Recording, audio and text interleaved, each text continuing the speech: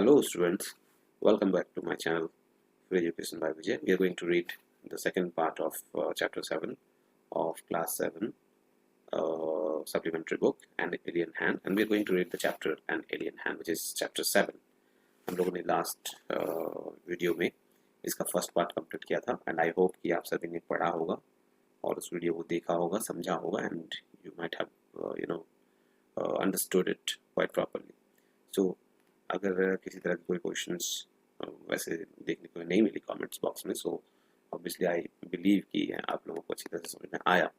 फिर भी अगर कोई डाउट्स या क्वेश्चन रहे तो आप प्लीज़ कमेंट बॉक्स में ज़रूर लिखें एंड डू एक्चुअली अगर आप वीडियो देखते हैं तो प्लीज़ लाइक जरूर करें ताकि मुझे पता चल पाएगा कि कितने लोगों को वीडियो समझ में आया, और समझ में आया तो उन्हें पता चला, आपके लाइक से ही पता चलेगा कि आपको वीडियो समझ में आया कि नहीं आया.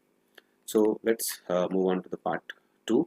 But before moving on to part 2, let's recap the part 1. तो क्या हुआ था इस Alien Hand chapter में? We came to know about Viking mission. ठीक है, we discussed about Viking mission, how the NASA launched Viking mission in 1975, and they launched 2 spacecraft back to back, Viking 1 and Viking 2, to Mars to actually know the two things: to get a clear picture of Mars and also to get the surface details with the help of pictures and samples of soils. तो उस उद्देश्य के साथ, उस tendency के साथ भेजा गया था नासा के द्वारा स्पेसक्राफ्ट वाइकिंग 1 एंड वाइकिंग 2 को. और हम लोगों ने फिर बाद में ये डिस्कस किया कि how the writer is actually trying to present us a different point of view. किस तरीके से राइटर ने एक अलग पॉइंट ऑफ व्यू प्रेजेंट करने की कोशिश की है with the help of fictional story, और जिसमें कि एक कैरेक्टर है, एक एलियन फैमिली के बारे में डिस्कस किया गया है. और ये एलियन की फैमिली जो है मार्स के अंडरग्राउंड सतह में रह रही है, और जिसमें कि उस फैमिली के साथ एक छोटा बच्चा भी है, एलियन बच्चा है जिसका नाम है टिल्लू. सो वो एलियन हैंड जो है डिस्कस हो रही है, जो नाम है चैप्टर का alien hand. We will come to know at the end of the chapter वो किसके हैंड के बारे में बात हो रही है, whether it was Tillu's mother's hand, or whether it was Tillu's father's hand, or whether it was Tillu's hand itself. ये हम लोगों को लास्टली पता चलेगा. तो एक एलियन था जो टिल्लू है, और वो लगातार जो अपने पापा को फॉलो करता है, and his father used to work somewhere at the surface of the Mars, और वहाँ पर वो जाया करते थे with the help of some passage.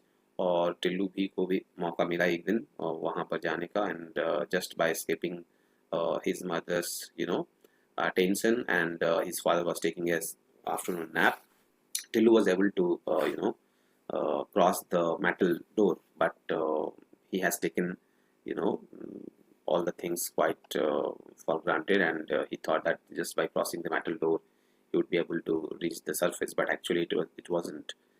Just he might have just gone 4 or 5 spaces, or 4 or 5 paces we can say. तो 4-5 कदम चलने के बाद ही he was caught, with the help of the pictures or images taken with the help of the mechanical equipments which were hidden into that passage, and with the help of those hidden pictures, mechanical things, he was escorted back to his mother, where his mother first started scolding him, and he was very much sure that his father would also scold him, but it wasn't so. His father actually, he was quite surprised that his father took support of him, and his father actually made his mother also understand that yes, Tillu was a child, Tillu ek bacha hai, and he has the tendency of following something which he see with the help through his father we can say. तो obviously उसके अंदर ये tendency थी, there is no doubt about that, और ये सभी बच्चों में होती है, जो हम लोगों ने डिस्कस किया था.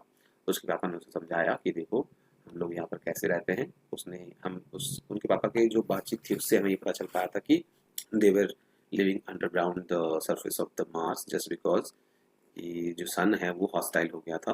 काफ़ी सालों तक तो सन जो है वो सस्टेनेबल था, and they were able to live quite well for so many thousands and lakhs of years, but all of a sudden sun के hostile होने के कारण मे बी सन में ज़्यादा एनर्जी आ गई थी, ज़्यादा हीट आ गया था, जिसकी वजह से वो लोग सरफेस में नहीं रह पा रहे थे. और आपको हम लोगों ने बताया था कि किस तरीके से जो पहले बर्ड्स एक्सटिंक्ट हुए, एनिमल्स फिर एक्सटिंक्ट हुए, फिश फिर एक्सटिंक्ट हुए और इस तरह से सारे एक्सटिंक्ट हो गए और इन्होंने अपने आप को रखने के लिए, बचाए रखने के लिए अंडरग्राउंड में सफिशिएंट पावर का इस्तेमाल करते हुए दे वर एबल टू लीव। ठीक है ना। तो इस तरह से उन्होंने बताया था कि क्या क्या हुआ था और उसके पापा ने ये भी बताया था कि his father was the person who has been selected and who has been given the responsibility to keep watch of those equipments which are placed on the surface of Mars, ताकि वो प्रॉपरली वर्क कर रहे हैं कि नहीं कर रहे हैं, उनको प्रॉपरली सर्विस प्रोवाइड किया जाए, ताकि क्योंकि वो सोलर एनर्जी का इस्तेमाल करके वहाँ पर जितना भी पावर वो लोग इस्तेमाल करते थे अंडरग्राउंड द मार्स सरफेस, वो करते थे। तो उसके पापा का ये ड्यूटी था कि he used to go through that secret passage to the surface, क्या करने के लिए, वहाँ पर जाके चेक करने के लिए। ठीक है। तो डैडी ने कहा था। तो ये सारी बातें सुनने के बाद टिल्लू के मन में ये ख्याल आया था कि जब वो बड़ा होगा तो अपने पापा को क्या करेगा, वो ज्वाइन करेगा इसी ड्यूटी में। ऑफ कोर्स उसके पापा ने कहा इफ़ यू वांट टू से it is father but for that you must be a good boy. तो उसके पापा ने समझाया था कि देखो बड़ा होके क्या बनना चाहोगे या क्या बनोगे, उसके लिए पहले एक अच्छा लड़का बनना ज़रूरी है और जो तुम्हारे पेरेंट्स बोलते हैं वो गलत नहीं बोलते हैं, पेरेंट्स की बातों को फॉलो करना चाहिए। और आखिरकार लास्ट में दिया हुआ his mother had has as usual the last word. Mummy की बातें तो अक्सर होती ही है, मम्मी लोग ज़्यादा बोलती ही हैं, तो मम्मी ने आखिरकार लास्टली टिल्लू को समझाया था। तो we have completed the first part and comprehension check जो है वो हम लोग एक बार देख लेते हैं, डिस्कस कर लेते हैं। How does Tillu manage to find his way to the forbidden passage. आखिर कैसे टिल्लू जो है उसे मौका मिला था उस फॉरबिडन पैसेज में जाने का। His father was taking a nap, we have discussed in the afternoon and just avoiding his mother's attention, he was able to get the secret card or security card, I must say, the magic card it was also said. तो उस magic card की वजह से he was able to, he has seen his father how to actually insert the magic card in a slot. So he also inserted that magic or security card, and with the help of that security card the metal door just opened and he was able to snatched that card from the other end, and we have discussed कि snatch मतलब क्या होता है छबड़ाहट में, because he was doing something secretly without his mother's and father permission, so he was in a hurry to actually do that thing, and he was also a little frightened and anxious what would happen if his mother and father or his parents would come to know about this. So उसने जल्दी से snatch किया और कुछ कदम चले ही थे तो फिर उसको पकड़ा गया। सो यहाँ पर कैसे मैनेज किया था, with the help of that security card, और जो मैंने आपको बताया वो सारी चीज़ों से लिखना। What did Tillu hope to see once he emerged from his underground home? तो टिल्लू ने अक्सर जो है he might have he had heard about stars and he had heard about sun.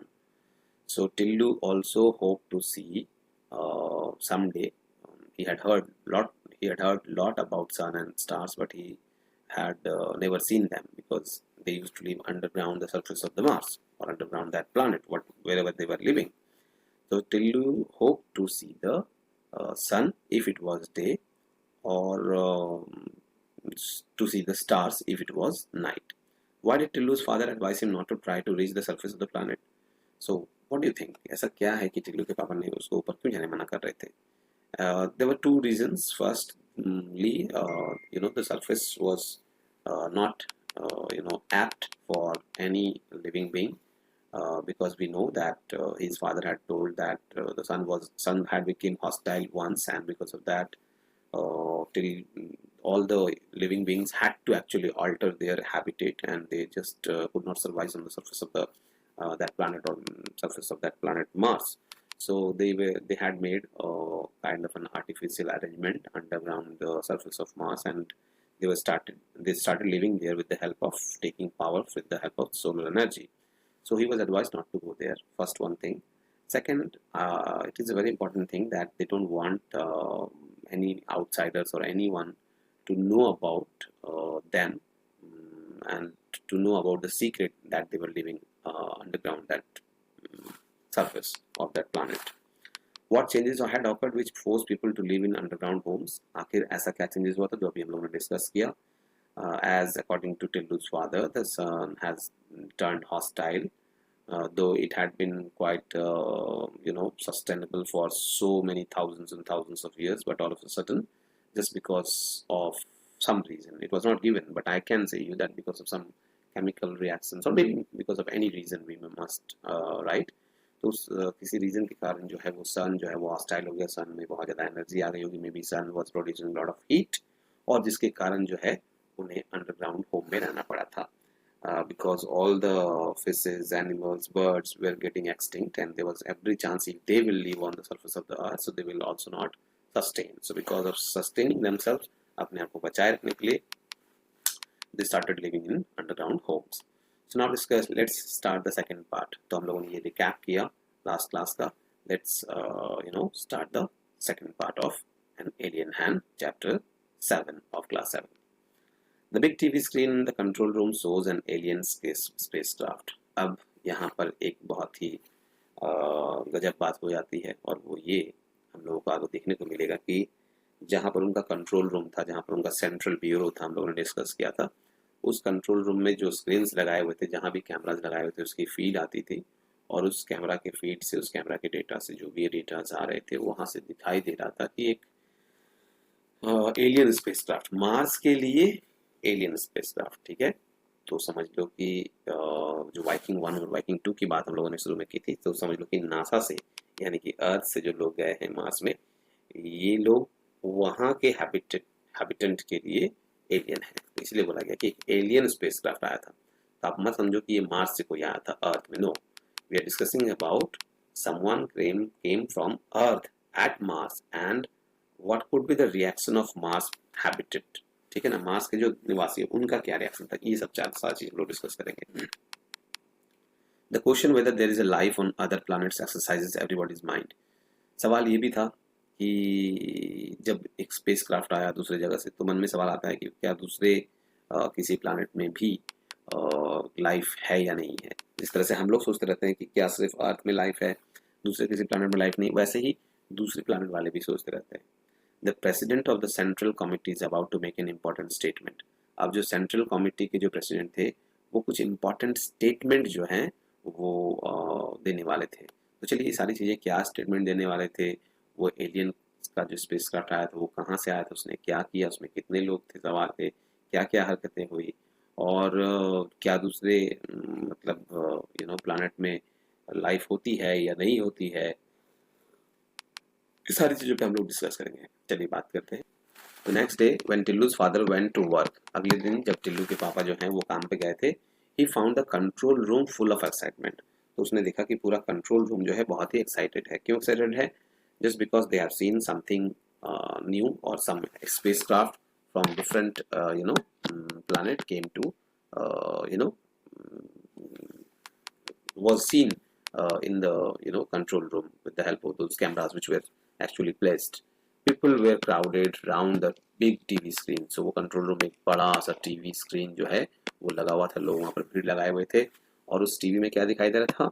It showed a dot in an otherwise clear background. तो ये जो spacecraft था वो एकदम बाकी पूरे बैकग्राउंड जो है वो मतलब क्लियर था, एक डॉट टाइप का वो दिख रहा था स्पेसक्राफ्ट, ज़्यादा बड़ा नहीं दिख रहा था. ठीक है, अभी दूर से ही पिक्चर ले ली गई है.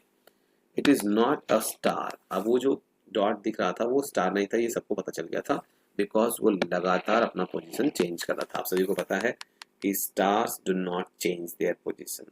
याद रखना कि stars do not revolve around anything. जिस तरह से सन किसी की तरफ रिवॉल्व नहीं करता है, किसी की चारों तरफ रिवॉल्व नहीं करता है. सन इज ऑल्सो स्टार, आपको सबको पता है. उसी तरीके से बाकी स्टार्स भी जो हैं वो कभी रिवॉल्व नहीं करते हैं, वो अपना पोजीशन चेंज नहीं करते हैं. अर्थ का मूवमेंट होता है, इसलिए हमें लगता है कि ये स्टार तो 1 महीना पहले यहाँ था, ये यहाँ आ गया, तो वो अर्थ के मूवमेंट की वजह से होता है. ऐसे स्टार अपना पोजीशन चेंज नहीं करते हैं.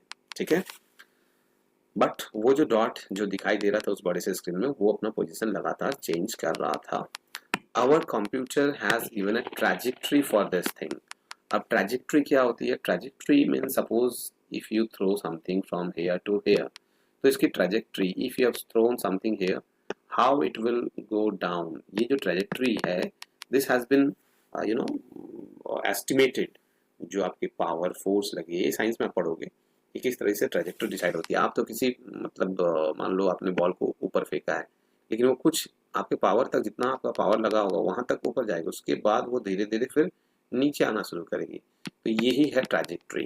तो ये एक एस्टिमेटेड ट्रैजेक्टरी होती है. मतलब हम लोग बनाते हैं।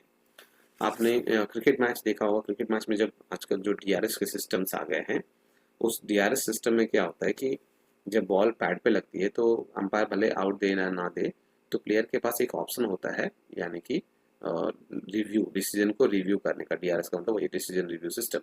तो वो प्लेयर रिव्यू करता है, तो उसमें ये सारी चीज़ें लिखी जाती है कि बॉल कहाँ पिच हुई है, और वो पिच होके फिर कहाँ जाके लगी है, और उसके बाद what are the possibilities of that ball to hit the stumps. तो वो ट्रैजेक्टरी जो है वो एक एस्टिमेटेड ट्रैजेक्टरी बनाई जाती है। तो समझ में आ गया, ट्रैजेक्टरी मतलब होता है एक किसी बॉडी का मूवमेंट अगर किसी फोर्स के साथ किसी डायरेक्शन में किया गया, उसके बाद वो body obviously because of the gravitational pull उसको नीचे आना है, तो जब नीचे आएगी तो वो किस एंगल से नीचे आएगी, किस पाथ से नीचे आएगी, that is known as trajectory. Clear? तो उनके कंप्यूटर स्क्रीन में जो ट्रैजेक्टरी दिखा रही थी, सपोज ये चीज़ है, तो वो उसको इधर आना चाहिए या इधर जाना चाहिए, जो भी चीज़ें हैं उसकी जो आइडियाज थे, जो ट्रैजेक्टरी दिखा रही थी, वो हेडिंग टुवर्ड्स अस, मतलब वो जिस तरह से मूवमेंट कर रहा था वो बिल्कुल मार्स पे, ये सपोज मार्स है, ठीक है ना, और उसका जो मूवमेंट हो रहा था वो बिल्कुल नीचे इसी तरफ ही आ रहा था। तो इसीलिए बोला गया कि इसकी जो ट्रैजेक्टरी है वो ऐसा दिखाई दे रही थी कि ऑब्वियसली वो मार्स की तरफ आ रहा है। ठीक है, मान लो सपोज ये डॉट यहाँ दिखाई दी, तो वो ऐसे जाकर इसी तरफ आ रहा है, ऐसा पता चल रहा था। It's heading towards us, the supervisor of the last shift explain. तो वहाँ पर ड्यूटी डिवाइडेड थी, हर किसी की ड्यूटी डिवाइडेड थी। तो जो सुपरवाइजर था, जो सारी देख रेख करता था कंट्रोल रूम में, उसने कहा, जो लास्ट शिफ्ट था उस दिन का, मे बी नाइट की बात है इसलिए ऐसी बात हो रही है, तो जो लास्ट शिफ्ट का जो सुपरवाइजर था उसने कहा कि ये जो चीज है ये तो भाई हमारी तरफ ही आ रही है, इट इज हेडिंग टुवर्ड्स अस, मतलब ये हमारी तरफ ही आ रही है। तो टिल्लू के पापा ने पूछा, ए स्पेसक्राफ्ट, क्या कोई स्पेसक्राफ्ट है? By now he was joined by his teammates on the new shift. तो अभी जो उस शिफ्ट, लास्ट शिफ्ट के जो मेंबर्स थे जिनका ड्यूटी था सुपरवाइजर का, उसके बाद टिल्लू और दूसरे लोगों की ड्यूटी थी। तो टिल्लू के फादर और दूसरे लोगों की ड्यूटी थी। तो टिल्लू के फादर ने पूछा क्या ये कोई स्पेसक्राफ्ट है? वो टिल्लू के फादर ने और उसके साथ जो बाकी जो उस शिफ्ट के जो मेंबर्स थे, टीममेट्स थे जो ड्यूटी करने वाले थे, उन लोग के आने के बाद उन लोगों ने मिलकर पूछा, so we think but it needs watching. तो बाकी लोगों ने कहा, जो पहले शिफ्ट के लास्ट शिफ्ट के मेंबर्स उसने कहा, उन लोगों ने कहा, हाँ हमें तो ऐसा लगता है, लेकिन थोड़ा सा देखना पड़ेगा, हमें इस पे ध्यान रखना पड़ेगा। ऐसा कहा किसने? ऐसा कहा जो बाकी शिफ्ट के जो मेंबर्स थे उन्होंने। Wait a minute, spacecraft, where from? एक स्पेसक्राफ्ट है, लेकिन ये आया कहाँ से? The solar system was not known to have any life anywhere else except on their planet. अब देखो, मार्स में जो एलियन रह रहे हैं उनको भी पता नहीं है कि दूसरे ग्रह में कोई रहते हैं, इसलिए इन लोगों का भी सोच वैसा ही है जैसे हम लोग सोच रहे हैं। एक तरह से कह सकते हैं हम लोग सैट्रिकल वे है of the writer telling us that we how we think as human being, how we think कि हम लोग हैं और हमारे अलावा कोई नहीं है पूरे गैलेक्सी में, या है भी तो पता नहीं कैसे हैं। तो उसी तरीके से दूसरे प्लानट के एलियंस भी ऐसे ही सोचते हैं। तो उनका कहना था कि अरे भाई, सोलर सिस्टम में तो लाइफ कहीं एग्जिस्ट नहीं करती है, ऐसा तो हमें पता है, हमें पता है हमारे प्लानट के अलावा कहीं और ऐसी लाइफ एग्जिस्ट नहीं करती है। तो Tillu's father record the ancient days recorded in the archives. तब टिल्लू के फादर ने क्या किया? रिकॉर्ड किया। पुराने ज़माने में ना वो लोग क्या करते थे, रिकॉर्ड मेंटेन करते थे, हिस्ट्री को जो है रिकॉर्ड करके लिख के रखे थे, और recorded in the archives at the central bureau when their ancestor had a well developed space programme. तो आर्काइव्स क्या होता है? जो पुराने पुराने लिखे हुए दस्तावेज होते हैं, बहुत बहुत समय के बाद लिख लिख के उसका रिकॉर्ड जो रखा जाता है, उसी को आर्काइव्स बोला जाता है।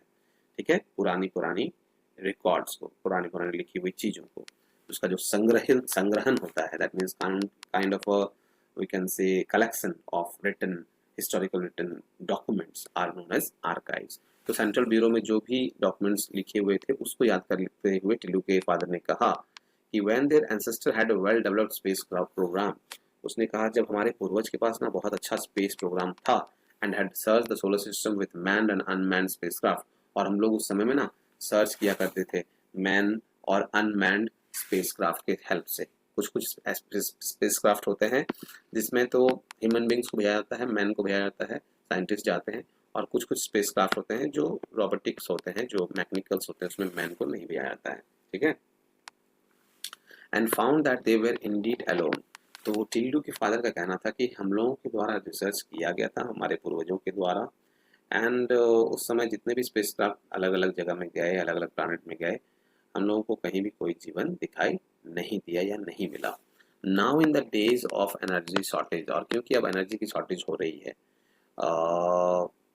एंड अंडरग्राउंड लाइफ, और एनर्जी की शॉर्टेज हो रही है मतलब यहाँ पर जिस तरह से सन जो है पहले प्रॉपर वे से एनर्जी देता था, लेकिन जब हॉस्टाइल हो गया, maybe sun cool down होने लगा या फिर सन का जो एनर्जी है या हीट है वो कम होने लगा, तो हमें अंडरग्राउंड लाइफ जीना पड़ रहा है। And they had no space programme, और इसीलिए अंडरग्राउंड लाइफ जब जी रहे हैं तो स्पेस प्रोग्राम की तो कोई बात है ही नहीं, अब वो लोग अंतरिक्ष में जा भी नहीं पाते हैं because of shortage of energy.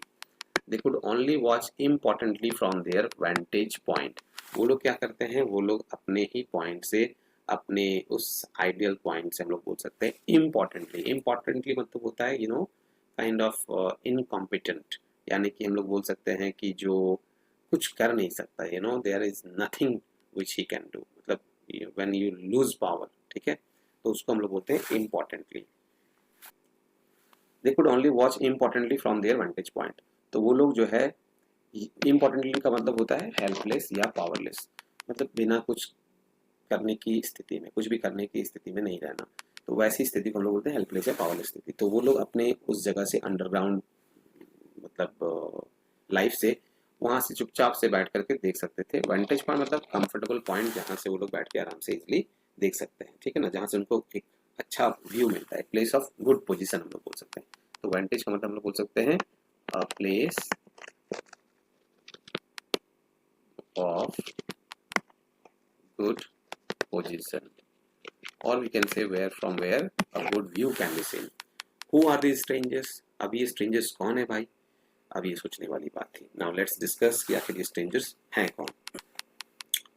The conference room in the central bureau was so quiet that an outsider would have thought it was empty.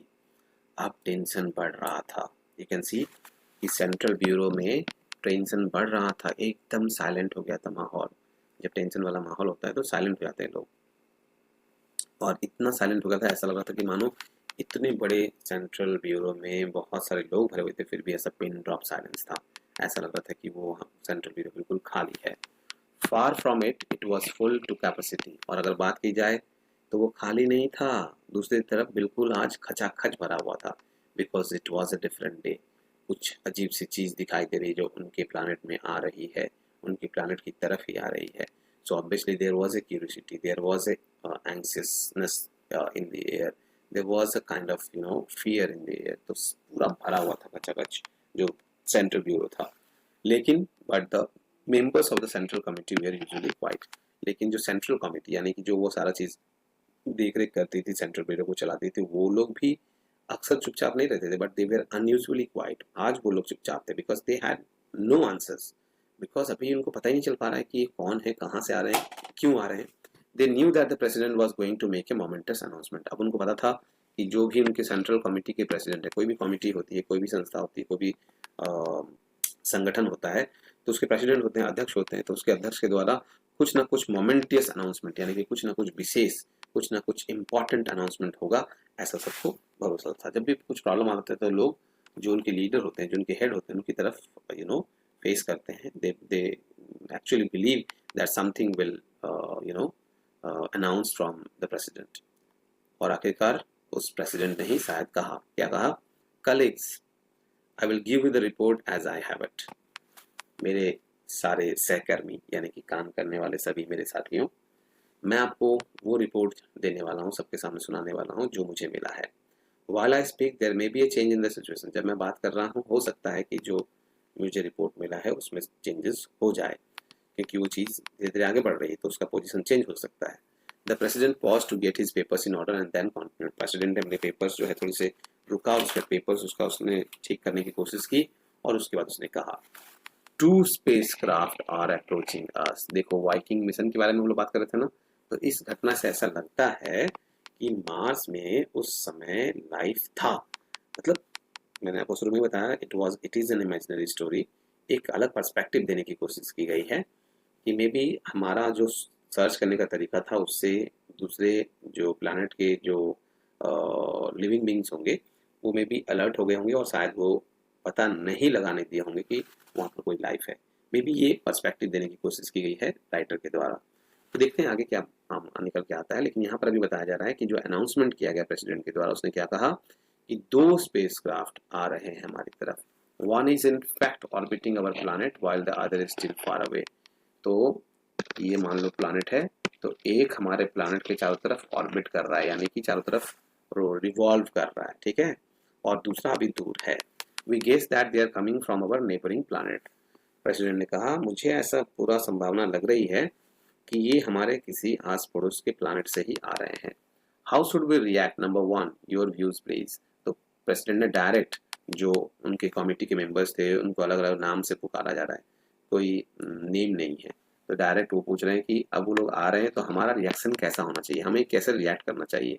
Number 1 आप अपने दृष्टिकोण बताइए। तो एक मीटिंग चल रही है, एक तरह से एक हाई लेवल मीटिंग चल रही है, सिक्योरिटी मीटिंग चल रही है कि आखिर बाकी मान लीजिए कि दूसरे ग्रह से लोग आते हैं तो कैसे हमें रिएक्ट करना है, क्या हमें करना है, क्या अटैक करना है कि डिफेंस करना है या कुछ नहीं करना है या फिर छुप जाना है, क्या रणनीति होनी चाहिए हमारी।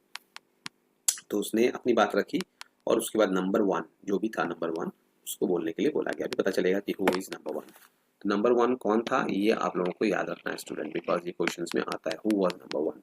तो number 1 was in charge of defence. तो याद रखना है नंबर 1 कौन था, डिफेंस का जो इंचार्ज था, सॉरी डिफेंस का जो इंचार्ज था वो था नंबर 1, यानी कि सुरक्षा का हेड कह सकते हैं।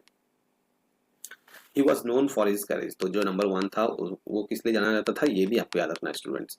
वो जाना जाता था, ऑब्वियसली डिफेंस का इंचार्ज है तो उसके अंदर करेज तो होगा ही और विजडम तो होगा ही। तो ये 2 चीज था उसके अंदर। और उसने क्या कहा, that you must also remember sir if we wish we can totally destroy this spacecraft with our missiles.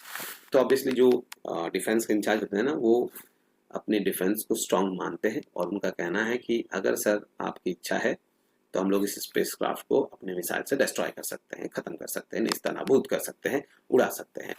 But that won't make us any wise. लेकिन ऐसा करने से हम लोग चालाक साबित नहीं होंगे। तो देखिए पहले तो उसने करेज था इसलिए उसने एकदम करेज वाली स्टेटमेंट दी और क्या कहा कि हम लोग अगर आपकी इच्छा है तो हम लोग इसको डिस्ट्रॉय कर सकते हैं स्पेसक्राफ्ट को। लेकिन दूसरा जो उन्होंने स्टेटमेंट दिया वो अपने दूसरे क्वालिटी यानी कि विजडम का परिचय दिया। You know he just shown us how he was wise. उसने कहा कि हम लोग अगर अटैक करते हैं तो ये सही नहीं होगा।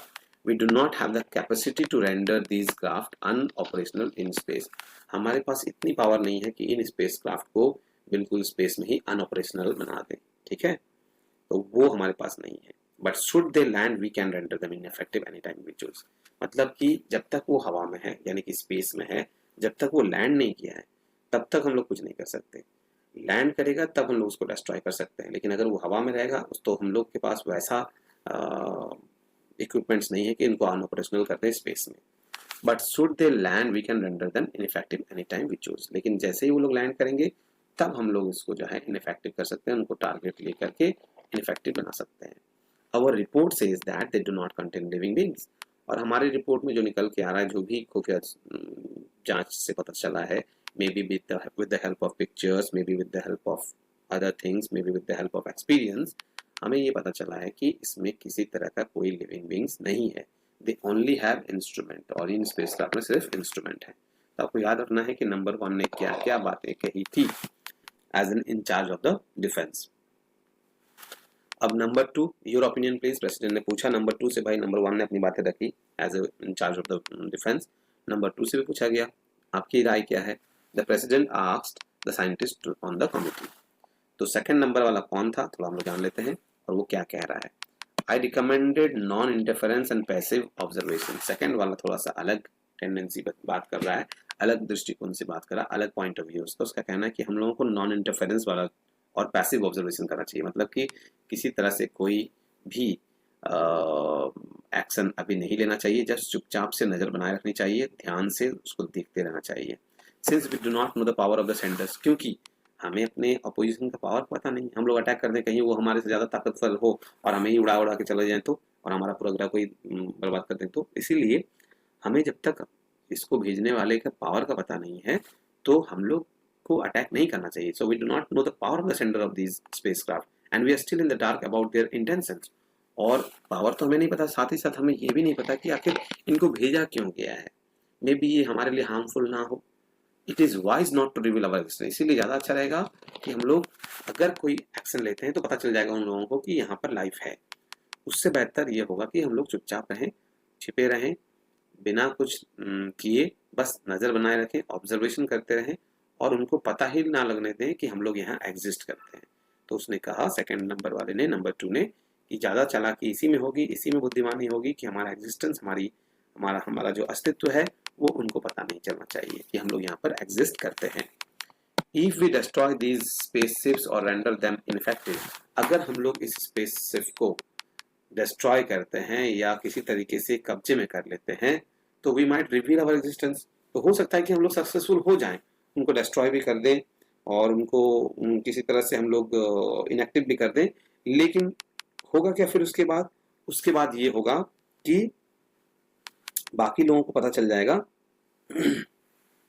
बाकी लोगों को पता चल जाएगा कि हम लोग यहाँ पर जीवित हैं, हम लोग यहाँ पर एग्जिस्ट करते हैं। तो हमारे किसी भी तरह के एक्शन से क्या होगा, we might reveal our existence. इसीलिए हम लोगों को क्या करना चाहिए, हम लोगों को उन्हें डिस्ट्रॉय नहीं करना चाहिए, उन स्पेसक्राफ्ट पर उनके ऊपर अटैक नहीं करना चाहिए। ठीक है, किसी तरह से कोई भी रिएक्शन रेंडर मतलब रिएक्शंस नहीं शो करना चाहिए। ठीक है, किसी तरह से कोई कॉज या कोई स्टेप नहीं लेना चाहिए। The president look at number 3, president ने क्या किया, नंबर 3 की तरफ देखा। 2 ने भी कह दी अपनी बात। 3 जो था वो एक सोशल साइंटिस्ट था। तो 2 वाले का मुझे लगता है कि वो कोई पॉलिटिशियन होगा जो मे बी पॉलिटिकली बातें कर रहा है कि हाँ भाई ऐसा करने से ऐसा हो जाएगा। नंबर 2 के बारे में बताया नहीं गया कि who was number 2, what kind of department he holds on. लेकिन नंबर 3 के बारे में बताया कि he was a social scientist. तो नंबर 3 जो था वो एक सोशल साइंटिस्ट था। ही रेयरली एग्रीड विद नंबर 2, वो कभी भी नंबर 2 के साथ एग्री करता ही नहीं था। तो कुछ ऐसे होते हैं डिपार्टमेंट में भी, कभी कभी होते हैं कि एक पद का आदमी दूसरे पद के आदमी से एग्री नहीं करता है। ठीक है ना, वन पोस्ट के पर्सन दूसरे पोस्ट के पर्सन से एग्री नहीं करते हैं। This is reality, this is absolutely true and this is nothing wrong. मतलब ओपिनियंस वेरी कर सकते हैं, लोगों के ओपिनियंस वेरी करते हैं, तभी तो ये दुनिया बहुत सुंदर है। अगर सभी लोग एक जैसा सोचने लगे तो कैसा रहेगा, बिल्कुल अच्छा नहीं लगेगा। सभी की अलग अलग जो इंडिविजुअलिटी है, उनकी जो ओरिजिनलिटी है, उनकी जो सोच है, उससे ही एक कंबाइंड रूप से एक अच्छा स्ट्रॉन्ग बॉन्डेज बनता है। तो इसलिए नंबर 2 से वो कभी भी एग्री नहीं करता था, social scientist. But this was one of those rare occasions when he did. कभी भी वो एग्री नहीं करता था नंबर 2 के साथ नंबर 3, लेकिन ये वो रेयर ओकेजन था जब वो नंबर 2 के साथ एग्री हुआ। क्या, किस बात में? नंबर 2 ने क्या कहा था कि हमें एक क्लोज ऑब्जर्वेशन रखना चाहिए, but we should not react, we should not render, we should not cause anything, जिससे कि हमारे एग्जिस्टेंस को पता चले। और उसने नंबर 3 ने क्या कहा, सुनो। I agree with number 2, sir. In fact, I will go so far as to say that we should keep our surface activities to the minimum. मैं बिल्कुल नंबर 2 से एग्री होता हूँ और मैं तो ये भी कहूँगा कि हमें अभी अपने मेंबर्स के किसी भी मेंबर्स को सरफेस में भी नहीं भेजना चाहिए, और सरफेस में भेजने वाला जो काम है उसको मिनिमम कर देना चाहिए, नहीं के बराबर, ताकि thus creating the impression that there is no life, ताकि किसी को वो हलचल देखेंगे नहीं, किसी को ऊपर देखेंगे नहीं, तो ऑब्वियसली लोग सोचेंगे कि यहाँ पर लाइफ नहीं है। Fortunately our surface condition do give that impression. और सबसे बड़े की बात यह है कि हमारा सरफेस कंडीशन जो है, यानी कि हमारे ऊपर का जो सतह है, वहाँ पर इस तरह से चीज़ें बिखरी हुई है, कुछ भी नहीं दिखाई देता, कुछ भी नहीं है, तो जिसके कारण ऐसा लगेगा भी कि यहाँ पर कोई नहीं रहता है। तो देखो यहाँ पर ये बात दिखने वाली थी। Before the president could speak his personal telephone wrong. इससे पहले कि प्रेसिडेंट कुछ बोल पाता, उसका पर्सनल जो टेलीफोन था वो रिंग हुआ। And he lifted the receiver, उसने पुराना जमाने का जो फोन था उसको उठाया। And listen quietly for a minute, 1 minute तक उसने फोन लगा करके सुना ध्यान से, कुछ बोला नहीं। और उसके बाद उसने कहा, colleagues, he announce, the first spacecraft has landed. उसने अपने सहकर्मियों को बोला कि दोस्तों, मेरे सहकर्मियों, पहला स्पेसक्राफ्ट लैंड हो गया है। यानी कि अभी हमारे हिसाब से पहला, यानी कि वाइकिंग 1, ठीक है, जो कि नासा से भेजा गया था, वो मार्स में लैंड हो गया था। और आपको मैं बताया था डेट 1976 में, है ना, वो लैंड हुआ था। तो आपको डेट बताना है, ठीक है ना, फर्स्ट पार्ट में हम लोगों ने डिस्कस किया था। तो वाइकिंग, कमेंट बॉक्स में आप जरूर लिख के बताएं कि कौन सा डेट था। तो वाइकिंग 1 जो है वो लैंड हो गया है, ऐसा अनाउंसमेंट हुआ। और उसके साथ ही हम लोग पार्ट 2 में एंड करते हैं। पार्ट 2 के मतलब पार्ट 2 को हम लोग खत्म कर रहे हैं and we will discuss the comprehension check in the next class.